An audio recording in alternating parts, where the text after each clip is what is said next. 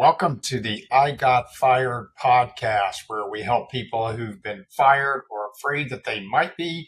My name is Tom Spiegel. I'm founder of the Spiegel Law Firm. We help folks in Maryland, Washington, D.C., and Virginia. Today, we're going to be talking about employment law claims that you do not need to file at what we call an administrative stage. So if you've listened to this podcast, you may know that many employment law claims you have to first file with the EEOC or the Equal Employment Opportunity Commission. You can find them at eeoc.gov. But that is not true for all employment law claims. And we're going to be talking about claims today that do not have an administrative filing requirement like those filed under Title VII. With that said, let's get to the legalese. This podcast is intended for educational purposes. It's not intended to be legal advice for your particular case. If you want legal advice, then you got it. You need to go hire yourself a lawyer. All right, so let's get started. As I mentioned, the setup in many cases, so like Title VII, which is the big federal anti-discrimination law, for any claims that you're going to file. If you want to pursue those, let's say a sex discrimination claim, a race discrimination claim, even age discrimination claim, all of that's under a different statute. But those sorts of claims you must first file with the EEOC. It's called administrative exhaustion for a 25-cent legal phrase there. That administrative exhaustion is required before you can go to federal courts. If you decide you want to go straight to court and file, they're just going to kick you out. And if you miss the deadline to file, you're charged and you can't bring your case at all. But there are a number of claims in employment law that don't have an administrative filing requirement. So let's talk about some of those. Many of them are, let's talk about federal law. And for Title VII, those are federal law claims. And in some states and some jurisdictions, those are going to be the only claims that you have. You don't have state law claims, you may not have state law claims or local ordinances that you can use. So a lot of cases get filed under Title VII. But a good many of them are under different statutes. And three that I want to talk about that fall under the Department of Labor do not require that you file anything with the Department of Labor or the EEOC. The first one of these, and it's a big one, is the Fair Labor Standards Act, or FLSA. And those are where you have your overtime and wage claims pursued. So if your employer doesn't pay you a minimum wage, if your employer doesn't pay you overtime, and you are a non-exempt person under the statute, your job is non-exempt and you're entitled to overtime. If your employer doesn't pay you that, then you can bring a claim under the Fair Labor Standards Act. These tend to be employee-friendly claims. Unlike Title VII, the onus is on your employer. The burden is on your employer to show that they follow the law. And if they're unable to do that, then you may be able to win your claim. So for wage and hour claims, you don't have to file them at the Department of Labor. Now you can go to the Department of Labor and file a complaint with them. It's usually not worth the paper that it's printed on. A lot of the folks over at the Department of Labor, but this claims process is really, I would say they don't ever pursue, you don't ever get the attention of the DOL and have them pursue a claim, but the chances are pretty low.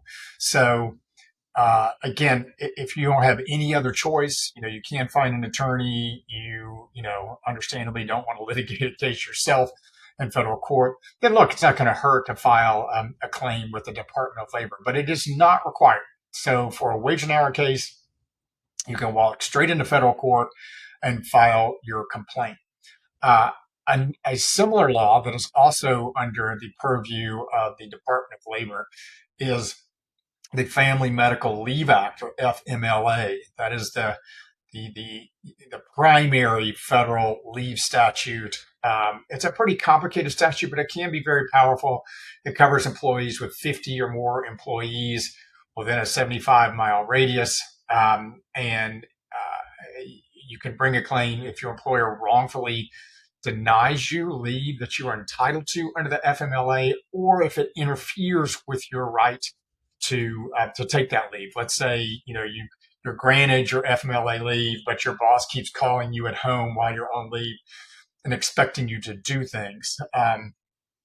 Then that's an FMLA interference case.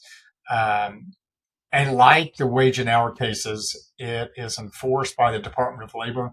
You can file a complaint with the DOL for FMLA, like alphabet soup here. You can file it at the Department of Labor for your FMLA claim. But again, you're unlikely to get much traction. The best thing to do if you're gonna, I mean, let's say you send a demand letter and you're not able to resolve it with your employer, is to file that thing in federal court, and you don't have to wait.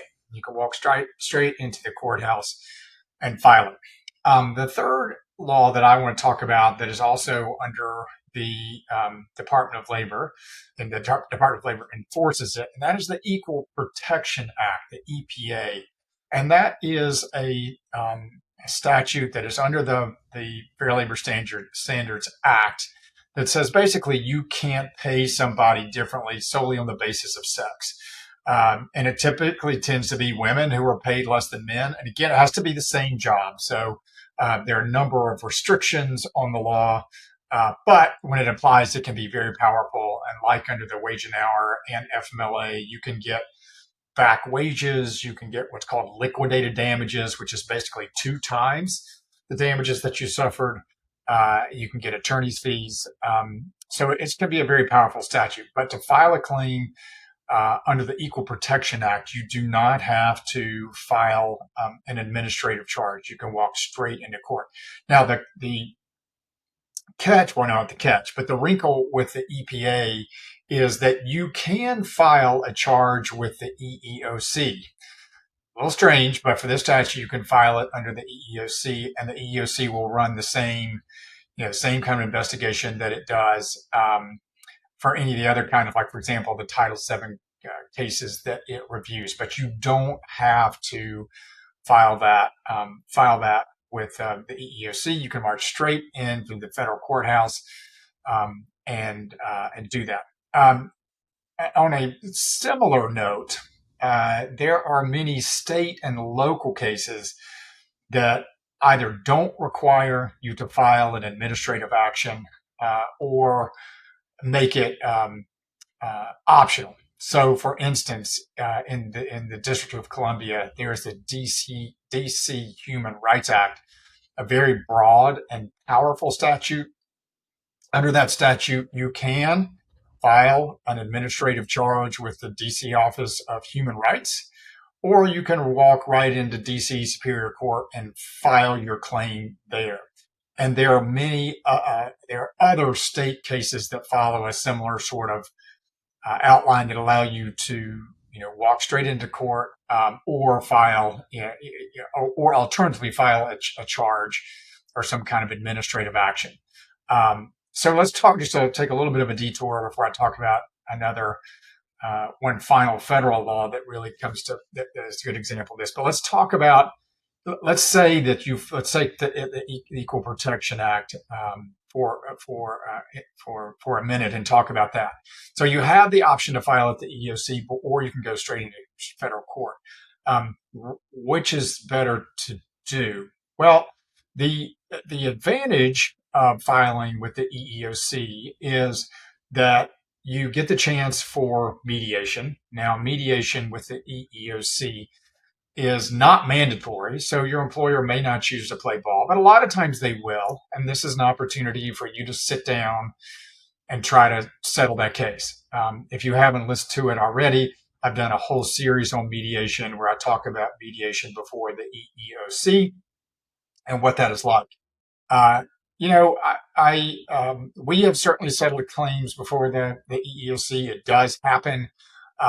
It's certainly not a sure thing, but in any event, it's a chance to file with the EEOC to show to the employer that, let's say you've sent a demand letter already and you're unable to resolve it, to show them that you're willing to take the next step, and you get the chance for mediation. And it's an outside chance because the EEOC rarely as a matter of statistics, does not take many cases to litigate itself. But there is a possibility, if your case is really strong, that the EEOC will step in and actually litigate it for you.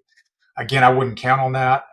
Over the many years I've been doing this, I can probably count on one hand the number of cases that we have where the EEOC has stepped in and litigated it. But, it can happen. And particularly if you are, you can't afford to pay attorney's fees, or you've having trouble finding an attorney, let's say, to take your case on contingency or at all, filing before the EEOC is not something that requires an attorney, and it's something that you can do on your own.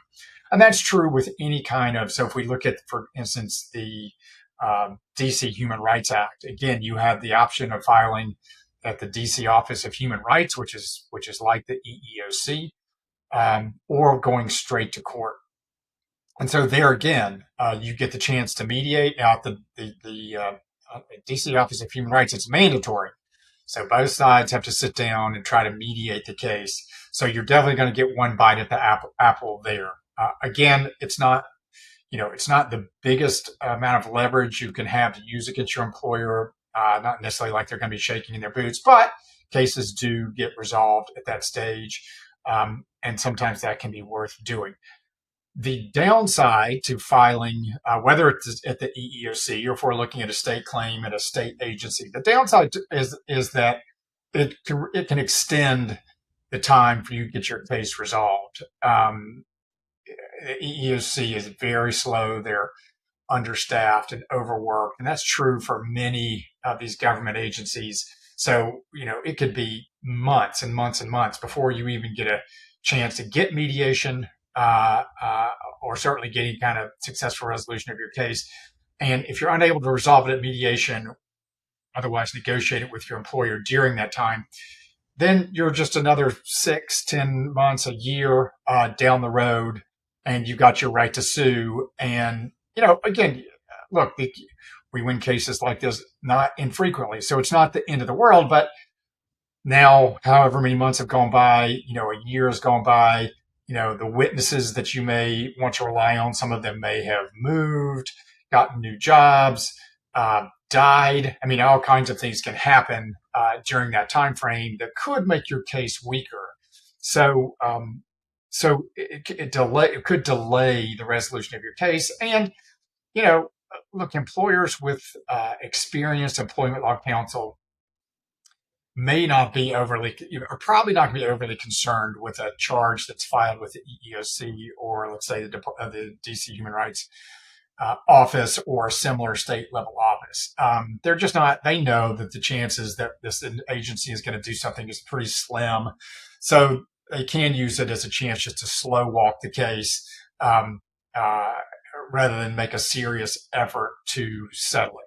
So those are the downsides to filing an administrative charge. Now, in contrast, when you walk into federal court and file a federal lawsuit, well, then you're going to get your employer's attention, right? Because the federal courts don't play around. It's not only going to be, yes, it's going to be extra cost and aggravation for you, the employee, but for your employer as well. And depending on how whether your employer has insurance or not. A lot of employers have what's called EPLI insurance, which basically covers these sorts of lawsuits. And sometimes, depending on the carrier, they don't even wake up and pay attention until there's been a federal lawsuit filed. So, you could file an administrative charge and be, screwing around in the Department of Human Resources that doesn't have the authority or the juice to settle this case. Whereas when you file it in federal court, you better bet that company has insurance, then the insurance is going to step in at that point. That doesn't mean you're going to get an automatic win, but at least people are paying attention. And you're definitely going to be talking with attorneys when you file in federal court. You're not going to be talking with Human Resources Office. So it is straight to level 10 when you file in federal court. And sometimes that can be a great thing because you don't have to wait the many months, which you would have to do if you filed in an administrative agency like the EEOC, and it's off to the races, and everybody's going to be fully engaged, including the employer's insurance carrier. So that's why those cases can be particularly powerful, and why having the option to go straight to court, whether it's state or federal, can be a big benefit to you, particularly if you're prepared to be aggressive, if you've got an attorney and you are ready to go. But these are judgment calls that if you have an attorney, you will be discussing with him or her. And if they do this sort of work, they'll have a good sense of what makes sense for your case, whether it's to file at the administrative stage or go straight to court. Now, there is one particular federal anti-discrimination law that you can't even file with the EEOC if you want. It's called a Section 1981 claim. It's a very old statute. It predates the Civil Rights Act, I believe, 100 years. And it applies to race cases and national origin discrimination, mostly race. And in those cases, you can bring a claim under Section 1981 for race discrimination, and you can't even file that at the EEOC. You have to go straight to federal court. There is no administrative exhaustion requirement or option. So if you're going to bring a claim under Section 1981, then your option is to go straight to federal court. It's a great statute. If you have that one in play, it can be a very powerful one to use. Now, let me say, in the real world, you could have multiple claims that you're bringing against your employer, some of which require filing at the EEOC, and some of which don't. And again, it's a matter of judgment and strategy about how you do that. For instance, let's go back to the Equal Pay Act claim. Let's say you have a claim your employer has been paying men more than women for essentially doing the exact same work, right? We know that happens, and you want to bring that claim.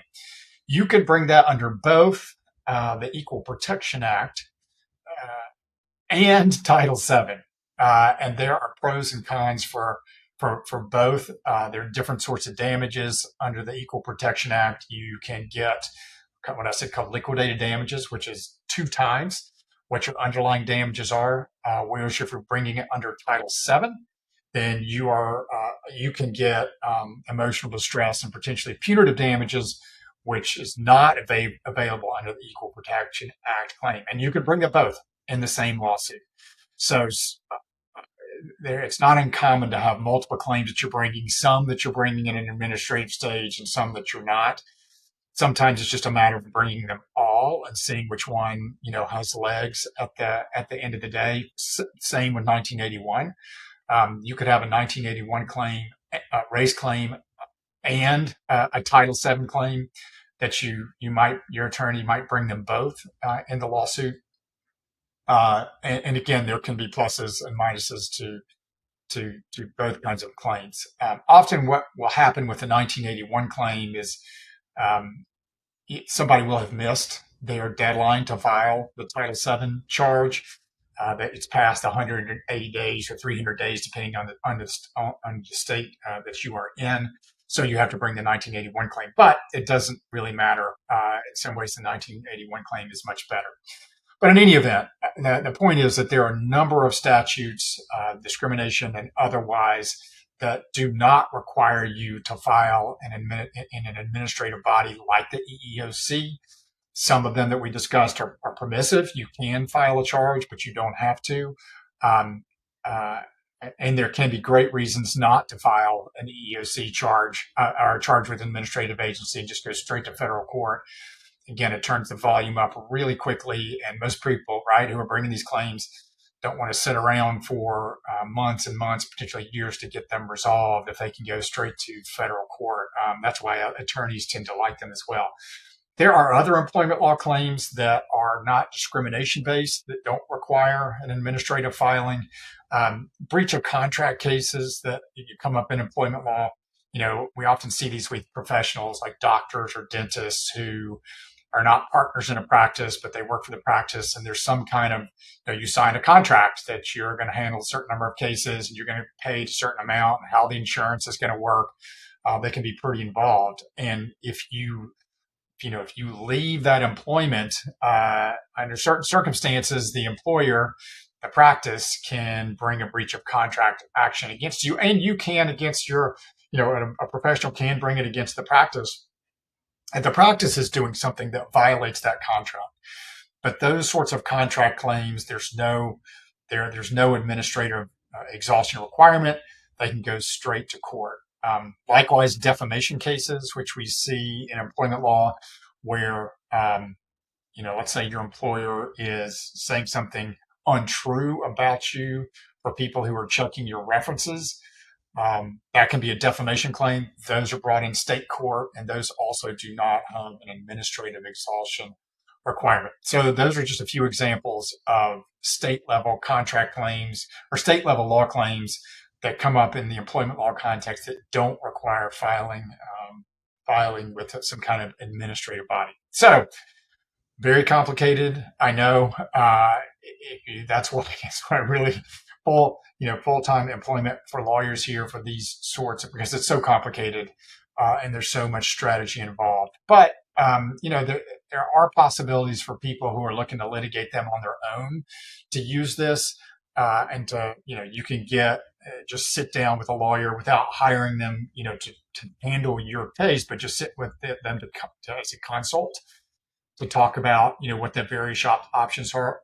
And again, for those statutes where you have the possibility, like the Equal Protection Act case, or a state level claim where you have the possibility of filing it in an administrative body, again, you could do your own research to figure this out, or hire an attorney, and he or she should be able to tell you that pretty quickly. It doesn't take a lot of time to figure that out if they practice in this area of the law, and you can file yourself an administrative agency. And people do, and they get cases successfully resolved, or at the very least, it buys you more time where you can learn more about the case, spend more time, pulling together the money to hire a lawyer, or just looking around more until you find a lawyer that will take your case. So there can be benefits, strategic benefits to understanding the difference, whether or not you have a lawyer working with you on your case. So I hope you found that helpful. The bottom line is that there are many statutes in employment law that do not require an administrative exhaustion, don't have an administrative exhaustion requirement, and you don't have to file them with the EEOC or another agency. And there can be strategic advantages when you are bringing a case under one of those laws. All right, I hope you found this helpful. If you'd like more of this information, you can check out our free newsletter. You can go to thecareerrocket.io. You got to put the in front of it, thecareerrocket.io, and you'll get at no cost an email to you where you will get the latest and greatest, not only in employment law, but other tips and tricks from professionals about how to keep your career on an upward trajectory. All right, guys, I hope you found this helpful, and good luck out there.